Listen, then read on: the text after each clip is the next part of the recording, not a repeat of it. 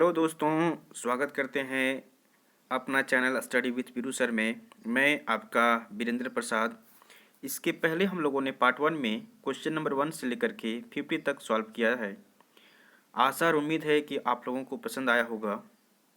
आज हम लोग 51 से लेकर के 100 तक सॉल्व करेंगे और ये आपका आने वाले एग्ज़ाम के लिए बहुत ही ज़्यादा बेनिफिशियल होगा।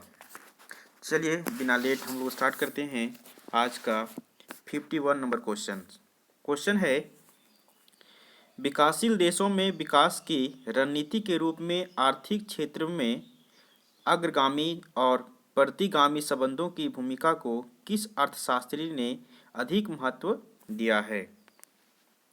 यह स्टेटमेंट पूछा है कि विकासशील देशों में विकास की रणनीति के रूप में आर्थिक क्षेत्रों में अग्रगामी और प्रतिगामी संबंधों की भूमिका को किस अर्थशास्त्री ने महत्व दिया है।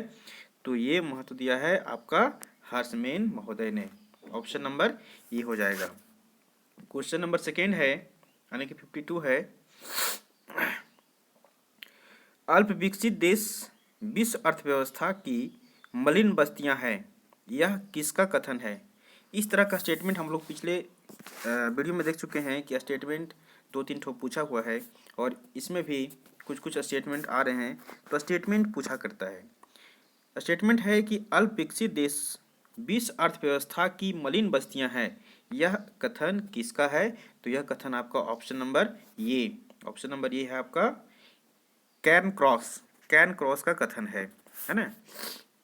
क्वेश्चन नंबर 53 है, किसी अर्थव्यवस्था में तकनीकी सुधार होने की दशा में निम्न कथनों में से सही कथनों को चुनिए। यहाँ पे 4 कथन दिया हुआ है, इसमें से कौन कौन कथन जो है वो सही है किसके लिए। तो किसी अर्थव्यवस्था में तकनीकी सुधार होने की दशा में, देखिए कथन अब पढ़ते हैं, पूंजी उत्पाद अनुपात में कमी होगी। कथन दूसरा है कि पूंजी का कार्यकुशल उपयोग संभव होगा। तीसरा है पूंजी उत्पाद अनुपात में वृद्धि होगी। चौथा है श्रम की उत्पादकता में सुधार होगा। तो ये 4 कथन है और ये चारों कथन में से ऑप्शन नंबर आपका जो है सी, यानी कि 1, 2 और 4, यानी कि 1, 2 और ये 4, ये 3 ऑप्शन आपके जो हैं 3 कथन आपका सही है। क्वेश्चन नंबर 54 है, रोजेंस्टन रोडान का परबल प्रयास का सिद्धांत निम्नलिखित क्षेत्रों में योगदान है। रोजेंस्टीन रोडान का परबल प्रयास का सिद्धांत निम्नलिखित में से किस क्षेत्र में योगदान दिया है ना। तो ये आपका क्षेत्र है संतुलित विकास। ऑप्शन नंबर ये संतुलित विकास क्षेत्र में इन्होंने एक प्रकार से योगदान दिया है। क्वेश्चन नंबर 55 देखेंगे। 55 है आपका, एक विकासशील देश में जैसे ही आर्थिक उछाल से संबंधित प्रारंभिक बाधाएं दूर कर ली जाती है तो उसे देश में विकास की दर, ऑप्शन है घटेगी, ऑप्शन बी है अधिक तीव्र हो जाएगी, ऑप्शन सी है विकसित राष्ट्र के विकास स्तर पर पहुंच जाएगी और ऑप्शन डी है या नियमित हो जाएगी।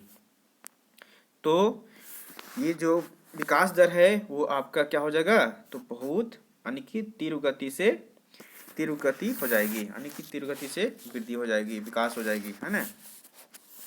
क्वेश्चन नंबर 56 है, छुरी धार संतुलन वहां तय होता है जहां, ऑप्शन है G = GB, GW = GN, option B है सीमांत बचत दर और सीमांत उपभोग दर, ऑप्शन सी है GW = GN, ऑप्शन डी है GW = G। तो छुरी धार संतुलन वहां तय होता है जहां आपका G = GW = GN होता है, ठीक है। क्वेश्चन नंबर 57 है, हैरर-डोमर वृद्धि मॉडल के संदर्भ में वांछित वृद्धि दर की प्राप्ति हेतु एक अर्थव्यवस्था को निम्नलिखित में से किसकी आवश्यकता होती है। ऑप्शंस हैं बढ़ती हुई प्राप्त आय दर, ऑप्शन बी है पूंजी प्राप्त अनुपात में घटाव, ऑप्शन सी है जनसंख्या वृद्धि में कमी, और ऑप्शन डी है निरंतर बढ़ती हुई राष्ट्रीय आय। तो ये आपका जो है हैरर मॉडल वृद्धि मॉडल में ये वांछित वृद्धि दर जो है वो अर्थव्यवस्था में पूंजी उत्पाद अनुपात में घटाव होता है, घटाव की आवश्यकता होती है। ऑप्शन नंबर बी हो जाएंगे इसका आंसर। नेक्स्ट क्वेश्चन है, प्रतिष्ठित अर्थशास्त्रियों के अनुसार स्थैतिक दशा उत्पन्न होने का कारण, प्रतिष्ठित अर्थशास्त्रियों के अनुसार स्थैतिक दशा उत्पन्न होने का कारण क्या है ना? तो ऑप्शन इसके हो जाएंगे डी, लाभों का शून्य हो जाना। इसमें से कुछ ऑप्शंस जो है वो मजदूरी का हिस्सा स्थिर रहना, लाभों का हिस्सा स्थिर रहना, लगान का हिस्सा स्थिर रहना, ये तीन ऑप्शंस नहीं होंगे, है ना। नेक्स्ट क्वेश्चन है, लॉरेंज वक्र निम्नलिखित में से किसकी कोटि नापता है? ऑप्शन है एकाधिकारी शक्ति, ऑप्शन बी है निर्धनता, ऑप्शन सी है असमानता, ऑप्शन डी है साक्षरता। तो लॉरेंज वक्र जो है वो असमानता को नापता है, इसका ऑप्शन हो जाएंगे सी। क्वेश्चन नंबर नेक्स्ट है, निम्नलिखित में से कौन आर्थिक विकास का बाधक नहीं है? निम्नलिखित में से कौन आर्थिक विकास का बाधक नहीं है? ऑप्शन है बाजार की अपूर्णताएं, ऑप्शन बी है उपभोग में प्रदर्शन प्रभाव, ऑप्शन सी है अनुकूल व्यापार शर्तें, ऑप्शन डी है निर्धनता का दुष्चक्र। तो इसका बाधक नहीं है कौन सा? तो अनुकूल व्यापार शर्तें, है ना। बाकी बाजार की अपूर्णताएं, उपभोग में प्रदर्शन प्रभाव और निर्धनता में दुष्चक्र, ये तीनों क्या हैं? तो बाधक हैं। ऑप्शन नंबर सी इसका राइट आंसर होगा। क्वेश्चन नंबर नेक्स्ट है, सूची 1 का मिलान सूची 2 में करना है। सूची 1 का मिलान सूची 2 में करना है। तो सूची ए में दिया हुआ है ओली, कोसानी, म्यूनसारी और झीरोली, है ना। इसका दिया हुआ है सूची 2 में मेनेसाइट, कालीन उद्योग, शीतकालीन खेल और अनासक्ति आश्रम। तो इसका मिलान हो जाएगा आपका, हाँ कुछ ऑप्शंस दिए होंगे इसके, है ना। ऑप्शन देखो यहाँ पे ये है ना। ए है 3 4 2 1, 4 3 1 2, 3 4 1 2 और 2 1 3 4। तो मैं इसका डायरेक्ट इसका आंसर बता देता हूँ, है ना। इसका आंसर हो जाएगा ऑप्शन नंबर ए, यानी कि जो ओली है वो आपका मिल जाएगा 4 से, और कोशानी जो है सॉरी ओली आपका मिल जाएगा, एक मिनट, ओली आपका मिल जाएगा ऑप्शन नंबर 3 से, है ना। ऑप्शन यानी कि ये 3 में, शीतकालीन खेल में, कोसानी जो है आपको 4 में, और सी आपका हो जाएगा 2 में, और ये हो जाएगा आपका 4 हो जाएगा, यानी कि डी हो जाएगा आपका 1 में। इस तरह से ऑप्शन आपका हो जाएगा ऑप्शन नंबर ए हो जाएगा, ठीक है। चलिए क्वेश्चन नंबर नेक्स्ट देखिए। क्वेश्चन नंबर नेक्स्ट है, समष्टि अर्थशास्त्र निम्नलिखित नाम से जाना जाता है। आय वितरण का सिद्धांत, परिवार इकाई का सिद्धांत, आय विश्लेषण का सिद्धांत, और डी है उद्योग में कुल उत्पादन का विभाजन, है ना। तो समष्टि अर्थशास्त्र जो है वो आपका आय वितरण का सिद्धांत के नाम से भी जाना जाता है, ऑप्शन नंबर ए। अगला क्वेश्चन है, शुद्ध राष्ट्रीय उत्पाद प्राप्त होता है। शुद्ध राष्ट्रीय उत्पाद प्राप्त होता है। ऑप्शन है निवल राष्ट्रीय उत्पाद जीएनपी से पूंजी घिसावट व्यय को घटाते हैं। ऑप्शन बी है निवल राष्ट्रीय उत्पाद जीएनपी में पूंजी घुसावट व्यय को जोड़ते हैं। ऑप्शन सी है वस्तुओं और सेवाओं के कुल मूल्य से निर्यातों को बाहर रखते हैं। ऑप्शन डी है उपयुक्त में से कोई नहीं। तो जब हम शुद्ध राष्ट्रीय आय को प्राप्त करते हैं तो हम क्या करते हैं कि जीएनपी में हम पूंजी घिसावट व्यय को घटा देते हैं, है ना। क्वेश्चन नंबर यानी कि 63 का ये हो जाएगा। अगला क्वेश्चन है, भारत में राष्ट्रीय आय के मापन की विधियां हैं। भारत में राष्ट्रीय आय के मापन की विधियां हैं। ऑप्शन है उत्पादन विधि, ऑप्शन बी है व्यय विधि, ऑप्शन सी है मूल्य योग विधि, ऑप्शन डी है इनमें से सभी। तो इसका सभी हो जाएगा, यानी कि भारत में जो राष्ट्रीय आय का मापन का विधियां हैं वो तीनों है, उत्पादन विधि भी है, व्यय विधि भी है और मूल्य योग विधि भी है। अगला क्वेश्चन है सार्वजनिक ऋण पर ब्याज। सार्वजनिक ऋण पर ब्याज ऑप्शन है शुद्ध राष्ट्रीय उत्पाद एनएनपी का एक भाग है किंतु राष्ट्रीय आय का नहीं है। ऑप्शन बी है किसी भी अन्य प्रकार की ब्याज आय के रूप में लिया जाता है। ऑप्शन सी है ब्याज राष्ट्रीय आय का भाग नहीं है किंतु व्यक्तिगत व्यक्तिगत आय में सम्मिलित है। ऑप्शन डी है राष्ट्रीय आय का भाग है किंतु व्यक्तिगत आय का नहीं है। तो सार्वजनिक ऋण का जो ब्याज है वो आपका हो जाएगा कि राष्ट्रीय आय का भाग है किंतु व्यक्तिगत आय का नहीं है। ऑप्शन नंबर डी हो जाएगा। चलिए अगला क्वेश्चन है निम्नलिखित में से कौन सा युग्म मेल नहीं खाता है। देखिए इस तरह के क्वेश्चंस में आप ध्यान रखेंगे कि यहाँ पे नहीं लिखा हुआ है ना, तो आप नहीं खाता इसका ध्यान रखेंगे। चलिए देखते हैं। तो हिग्स का दिया हुआ है तवरक, शिवजी का विकिंचित मांग और फ्रीडमैन का है मानव पूंजी और डी है आपका बोमेल मोमिल का ब्याज दर की तरलता आधारित परिभाषा। तो आप देख पा रहे होंगे कि फ्रीडमैन का जो है वो आपका फ्रीडमैन का वो ब्याज यानी कि मानव पूंजी है, मानव पूंजी ये आपका सही मेल नहीं खाता। बाकी ये आपका तीन हिग्स जो तवरक है, स्वीजी विंकुचित मांग और बोमेल ब्याज दर की तरलता आधारित परिभाषा ये आपका सही है। इसमें से फ्रीडमैन आपका गलत है ना। ऑप्शन नंबर सी इसका सही आंसर हो जाएगा। अगला क्वेश्चन है कि कौन सा कारक उपभोग प्रवृत्ति को प्रभावित नहीं करता है। विज्ञापन, नगरीकरण, मूल्य दृढ़ता और ऑप्शन डी है सामाजिक सुरक्षा उपाय। तो इसमें जो है प्रभावित नहीं करता है, ऑप्शन आपका है ऑप्शन नंबर सी हो जाएगा आपका मूल्य दृढ़ता, है ना।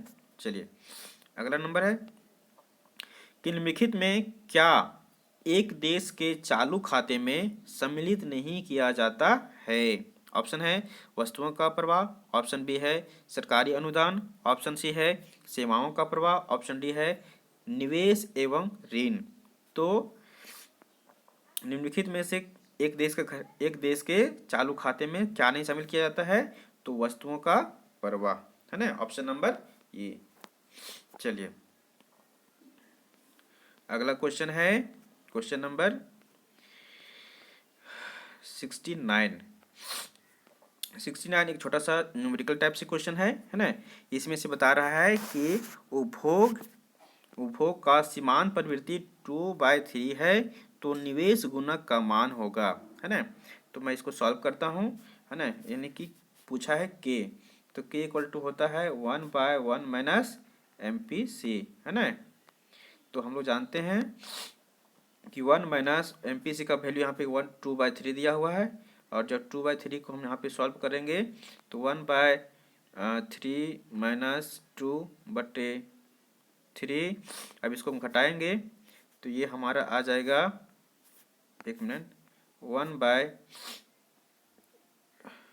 बाय सॉरी हाँ 1/1 माइनस 1/3, है ना।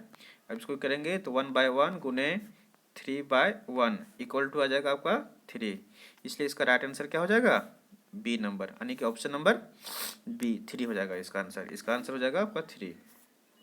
इसका फार्मूला बेस्ड क्वेश्चन है, ये बहुत आसान क्वेश्चन है। अगला क्वेश्चन है उस कारक का चुनाव कीजिए जो मानव कल्याण को प्रभावित करता है किंतु जीएनपी की गणना में सम्मिलित नहीं किया जाता है। बहुत ही शानदार क्वेश्चन है, इस तरह के क्वेश्चंस पूछे जाते हैं कि उस कारक का चुनाव कीजिए जो मानव कल्याण को प्रभावित करता है किंतु जीएनपी की गणना में सम्मिलित नहीं किया जाता है। ऑप्शन है ब्याज, ऑप्शन बी है या वितरित निगमों का लाभ, ऑप्शन सी है उत्पादन की प्रवृत्ति और ऑप्शन डी है मूल्य ह्रास, है ना। तो ऑप्शन नंबर सी हो जाएंगे आपका, ऑप्शन नंबर सी हो जाएगा कि उत्पादन का जो प्रकृति है वो जीएनपी में सम्मिलित नहीं किया जाता है, लेकिन मानव कल्याण में ये आपका प्रभावित करता है। हम जितनी सारी चीज़ों को उत्पादन करते हैं, जो भी इसका स्वभाव है, ये हमारे मानव कल्याण को क्या करता है, एक प्रकार से प्रभावित करता है। ऑप्शन नंबर सी इसका सही आंसर हो जाएगा। क्वेश्चन नंबर 71 है आपका, किस अर्थशास्त्री ने कहा पूर्ति अपनी मांग का निर्माण स्वयं करती है? ये तो स्टेटमेंट है, ये हमारे अर्थशास्त्री जेबी से का कथन है ना। जेबी से, ऑप्शन नंबर बी हो जाएगा सही आंसर। अगला क्वेश्चन है, किस अर्थशास्त्री ने मुद्रा के कार्यों को स्थैतिक तथा प्रावेगिक कार्यों में विभक्त किया? किस अर्थशास्त्री ने मुद्रा के कार्यों को प्रावेगिक तथा स्थैतिक तथा प्रावेगिक कार्यों में विभक्त किया? ऑप्शन है पॉल एंजिंग, ऑप्शन बी है मिल्टन फ्राइडमैन, ऑप्शन सी है रॉबर्टसन और ऑप्शन डी है पीगू। तो हमारे अर्थशास्त्री जो थे पॉल इंजिंग, इन्होंने मुद्रा के कार्यों को स्थैतिक और प्रावेगिक कार्यों में विभक्त किया था। क्वेश्चन नंबर 72 का ऑप्शन नंबर ए सही हो जाएगा। अगला क्वेश्चन है कि रिजर्व बैंक के अनुसार निम्नलिखित में से किसे विस्तृत मुद्रा M3 कहेंगे, है ना। आप लोगों को पता होगा कि M1 जो होता है वो सबसे ज़्यादा तरल होता है, और जैसे जैसे हम नीचे की ओर आते हैं M2, M3 और नीचे M4, तो जैसे हम लोग नीचे आते हैं तरलता की मात्रा क्या होती है, धीरे धीरे कम होते जाती है। लेकिन यहाँ क्वेश्चन पूछा है कि विस्तृत मुद्रा M3 हम किसको बोलेंगे, है ना। तो किसको बोलेंगे आप देख सकते हैं यहाँ पे कि यहाँ कुछ ऑप्शंस दिए हैं। पहले हम ऑप्शन पढ़ लेते हैं। ऑप्शन आपका है कि करेंसी, पहला है करेंसी प्लस सिक्के प्लस बैंक निक्षेप, ऑप्शन बी है करेंसी प्लस बैंक निक्षेप प्लस गैर बैंकिंग वित्तीय संस्थाओं का निक्षेप, ऑप्शन सी है करेंसी प्लस बैंकों के मांग निक्षेप प्लस बैंकों के सावधि निपेक्ष निक्षेप, और ऑप्शन डी है करेंसी प्लस बैंकों के सावधि निपेक्ष प्लस पोस्ट ऑफिस के सावधि निपेक्ष। तो इसका ऑप्शन नंबर हो जाएगा सी, करेंसी प्लस बैंकों के मांग निक्षेप और बैंकों के सावधि निक्षेप। ऑप्शन नंबर सी इसका सही आंसर होगा। नेक्स्ट क्वेश्चन है कि यदि श्रम की उत्पादकता के स्तरों में वृद्धि की तुलना में मजदूरी दरों में तीव्र गति से वृद्धि होने पर मुद्रास्फीति उत्पन्न होती है तो इसे नाम दिया जाएगा, है ना। मांग प्रेरित स्फीति, पुनः स्फीति, संरचनात्मक स्फीति और उपयुक्त में से कोई नहीं। तो हम उसको क्या नाम देंगे, तो मांग प्रेरित स्फीति हम उसका नाम दिया जाएगा। ऑप्शन नंबर ये सही आंसर होगा। अगला क्वेश्चन है निम्नलिखित में से किस बैंक का सर्वप्रथम राष्ट्रीयकरण किया है, यानी कि हुआ था, यानी कि सर्वप्रथम कौन सा बैंक है जिसका राष्ट्रीयकरण हुआ है ना। यहाँ पे ऑप्शन दिए हैं भारतीय इंपीरियल बैंक, ऑप्शन बी है भारतीय स्टेट बैंक, ऑप्शन सी है भारतीय रिजर्व बैंक और ऑप्शन डी है सेंट्रल बैंक ऑफ इंडिया। तो हम लोग को पता है कि ये आपका ऑप्शन नंबर सी हो जाएगा, भारतीय रिजर्व बैंक। इसका ही सबसे पहले राष्ट्रीयकरण किया गया है। क्वेश्चन नंबर 76 है, निम्नलिखित कथनों पर विचार करना है। यहाँ पे कथन दिए हैं, है ना। पहला है मुद्रा स्टॉक है जबकि व्यय प्रवाह है, दूसरा है धन स्टॉक है जबकि आय प्रवाह है, तीसरा है सरकारी ऋण स्टॉक है किंतु सरकारी घाटा प्रवाह है, और चौथा कथन है बैंक ऋण प्रवाह है किंतु कुल ऋण स्टॉक है। निम्नलिखित में से कौन सा कथन सत्य है? ऑप्शन है केवल 1-2 सत्य है, ऑप्शन बी है केवल 2 और 3 सत्य हैं, ऑप्शन सी है केवल 2, 3 और 4 सत्य हैं, ऑप्शन डी है केवल ऑप्शन डी है सभी सत्य है। तो इसमें से सारे जो कथन हैं वो आपका सही है। अगला क्वेश्चन है किस बाजार में अल्पकालीन ऋण पाया जाता है?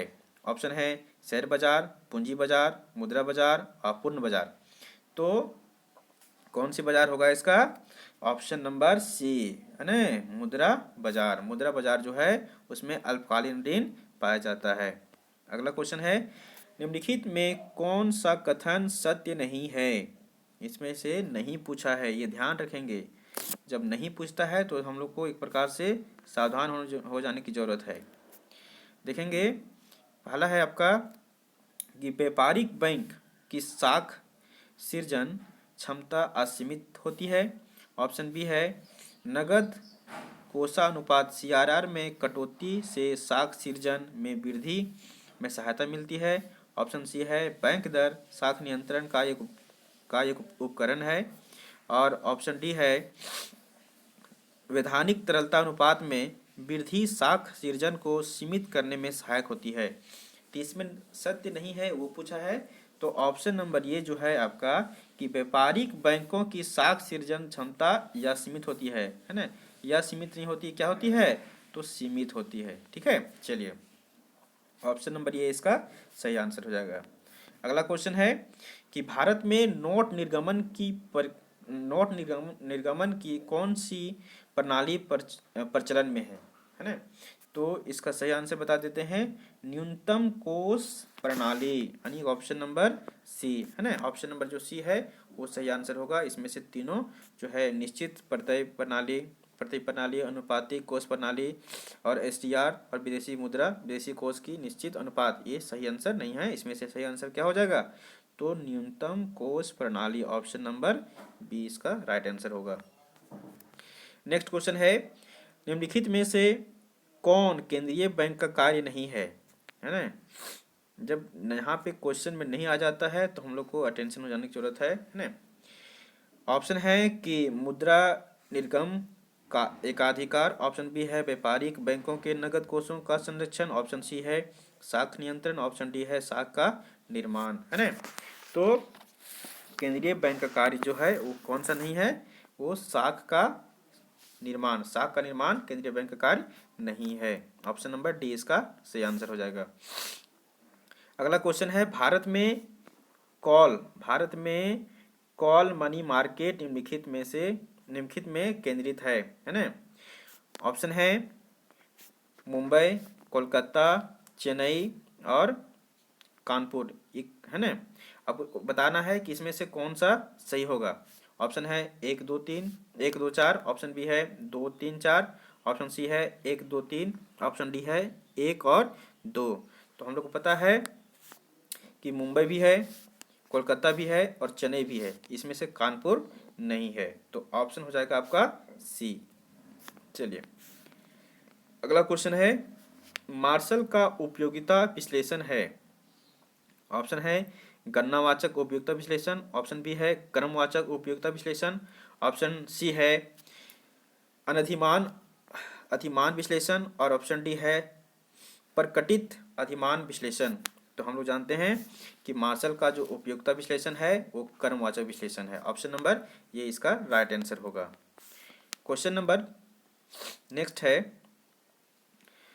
कि यदि मांग की कीमत लोच इकाई से अधिक है, मांग की कीमत लोच इकाई से अधिक है तो कीमत में कमी होने पर ऑप्शन वस्तु पर क्रेता का व्यय पहले की तुलना में बढ़ जाएगा। ऑप्शन बी है वस्तु पर क्रेता का व्यय पहले की तुलना में कम हो जाएगा।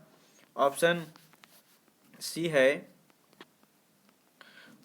है आपका उसके व्यय में कोई परिवर्तन नहीं होगा। और ऑप्शन डी है उपयुक्त में से कोई नहीं।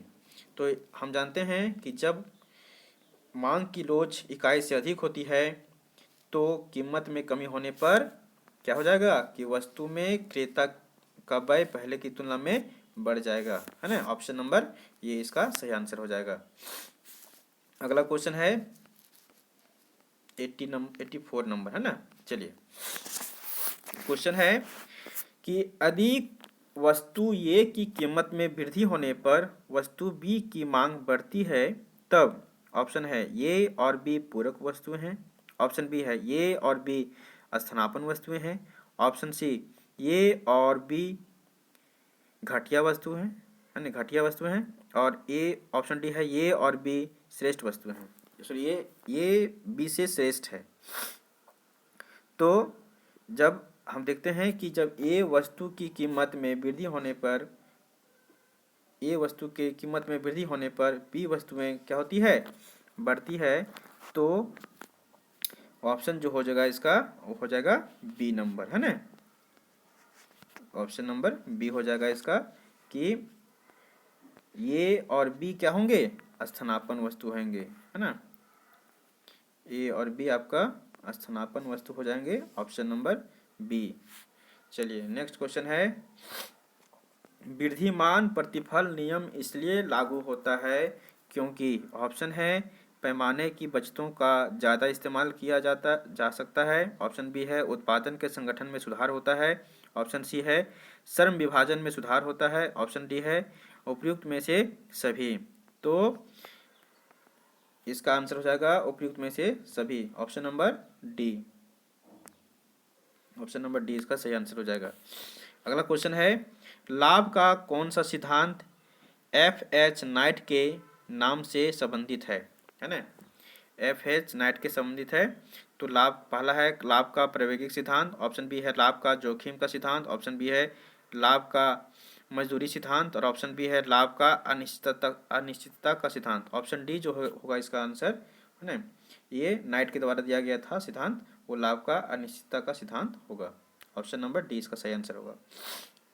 अगला क्वेश्चन है, निम्नलिखित में से कौन सा सिद्धांत करारोपण में न्याय को प्रेरित करेगा? ऑप्शन है निश्चितता का सिद्धांत, ऑप्शन बी है उत्पादकता का सिद्धांत, ऑप्शन सी है लोचपूर्णता का सिद्धांत, और ऑप्शन डी है करदान क्षमता का सिद्धांत, है ना। तो 87 नंबर का आंसर हो जाएगा आपका कि करारोपण में न्याय का जो प्रेरित करता है वो सिद्धांत कौन सा है? तो करदान क्षमता का सिद्धांत, ऑप्शन नंबर डी हो जाएगा इसका सही आंसर। अगला क्वेश्चन है, निम्नलिखित में से किसने अधिकतम सामाजिक लाभ के सिद्धांत का प्रतिपादन किया? अधिकतम सामाजिक लाभ का जो प्रतिपादक थे वो कौन थे? तो डाल्टन थे, ऑप्शन नंबर सी, है ना। अगला क्वेश्चन है, किस कर प्रणाली के अंतर्गत धनी वर्ग पर सबसे कम दबाव पड़ता है? ऑप्शन है अधोगामी कर प्रणाली, ऑप्शन बी है प्रतिगामी कर प्रणाली, ऑप्शन सी है अनुपातिक कर प्रणाली, और ऑप्शन डी है प्रगतिशील कर प्रणाली, है ना। तो धनी वर्ग पर सबसे कम दबाव है वो कौन से प्रणाली में पड़ता है? तो प्रतिगामी कर प्रणाली पर, ऑप्शन नंबर सी इसका राइट आंसर होगा। अगला क्वेश्चन है कि ऋण भुगतान की सर्वोत्तम विधि है?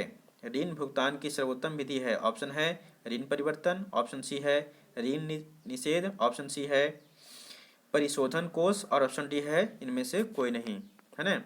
तो इसका सी होगा आंसर, परिशोधन कोष जो है वो ऋण भुगतान की सर्वोत्तम विधि है। 91 नंबर क्वेश्चन है, शून्य आधारित बजट का अवधारणा निम्नलिखित के द्वारा दिया गया, यानी कि किसके द्वारा दिया गया? कौन सा? तो शून्य आधारित बजट की अवधारणा, तो ये दिया गया था ऑप्शन नंबर सी, पीटर ए पायर के द्वारा, है ना। चलिए क्वेश्चन नंबर हो गया 91। अब नेक्स्ट क्वेश्चन 92 है कि पंचायतों के द्वारा कौन सा कर वसूला जाता है? ऑप्शन है स्थानीय मेलों पर कर, ऑप्शन बी है बिक्री कर, ऑप्शन सी है भू राजस्व, ऑप्शन डी है सीमा कर।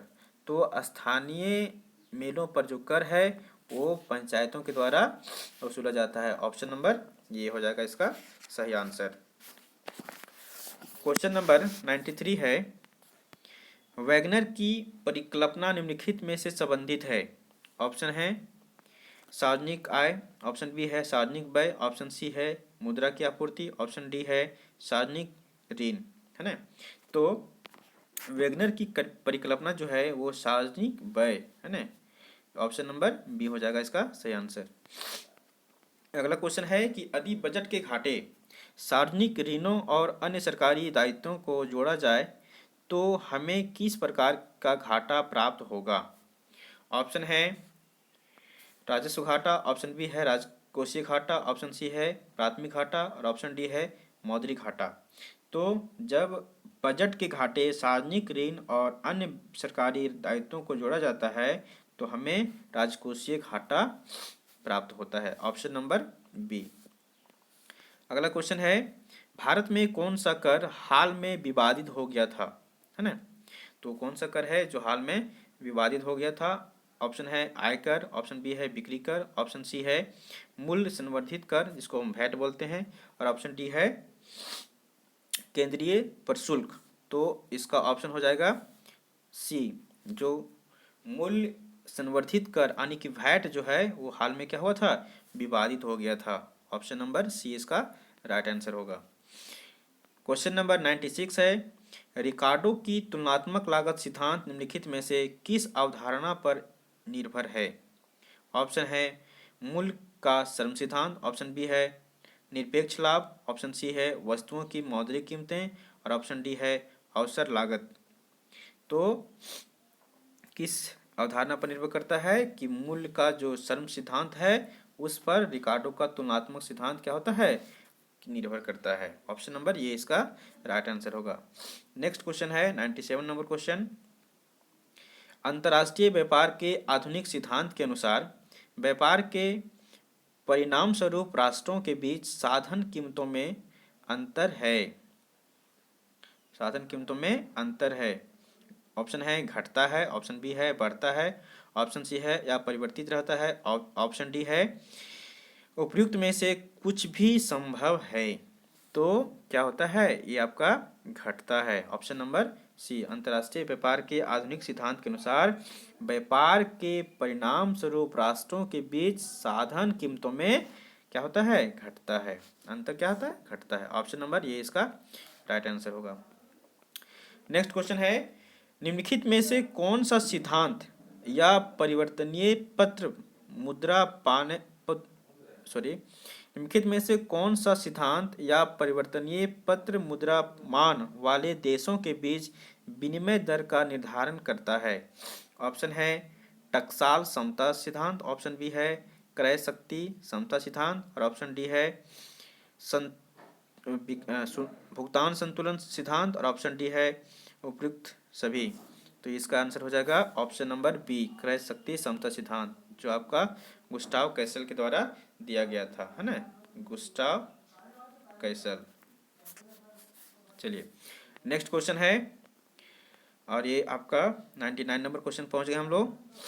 निम्नलिखित में से व्यापार की अदृश्य मदें कौन सी है ना, यहाँ पे चार दिए हुए हैं, उसके बाद ऑप्शन दिए हुए हैं। बैंकिंग सेवाएं, दूसरा है जहाज रानी सेवाएं, तीसरा है पर्यटन से प्राप्त आय और चौथा है बीमा सेवाएं।